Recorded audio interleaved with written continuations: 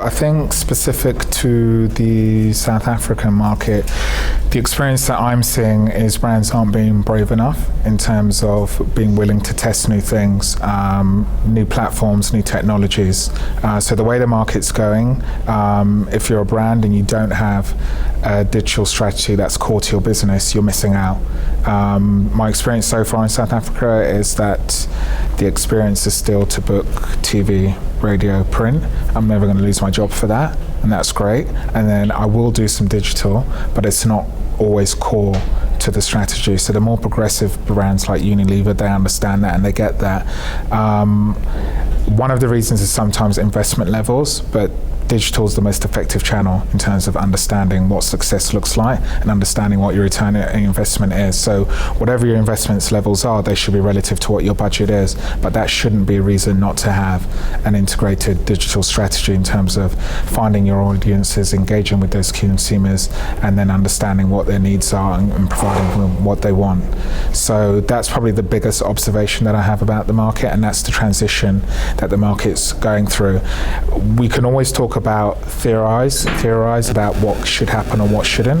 So ultimately the only way to know is to actually test and understand what works and what doesn't, do more of what works and less or nothing of what doesn't work, and that does require a little bit of being brave.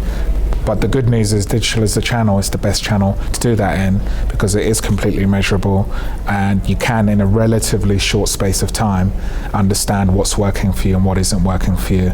And even if you commit a budget of X, and it's a month campaign, most platforms you run on, if after 2 weeks you can clearly see the results aren't what you're looking for, you can actually stop that campaign. It's not like a TV campaign where, regardless of whether it runs or not, you're penalized for that. So there's lots of advantages that the medium has that we need to get better at communicating to brands so they can understand it's not as scary as they think.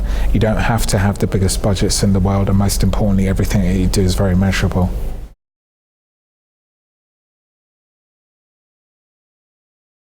As sellers, we probably were guilty as an industry of overcomplicating it. So if I'm brand X, ultimately whatever I'm doing, my goals are to drive sales. So whether it's offline or online, the goal is actually the same. So the key is then helping them to understand, okay, if your goals are sales, and for every rand that you spend, you look for a return on investment of Y, helping them to understand that we can do that for them at whatever scale they would like to do it, and we can measure that in a real time on a daily, hourly, by second basis, and helping them to understand that that is relatively easy for us to do and giving them that confidence. I think because it's digital, everyone thinks that things need to be done completely differently, but the principles of marketing still apply. How you execute, that is different, but then that's our job as an industry to help them understand how to do it, and also more importantly provide them with the support, because the reality is most campaigns, especially premium ones, will be supported by a team on the provider's side, the technology provider side. So they'll do all the heavy lifting for you, so you can understand, okay, this is my budget, these are my goals, this is how long I'm running for.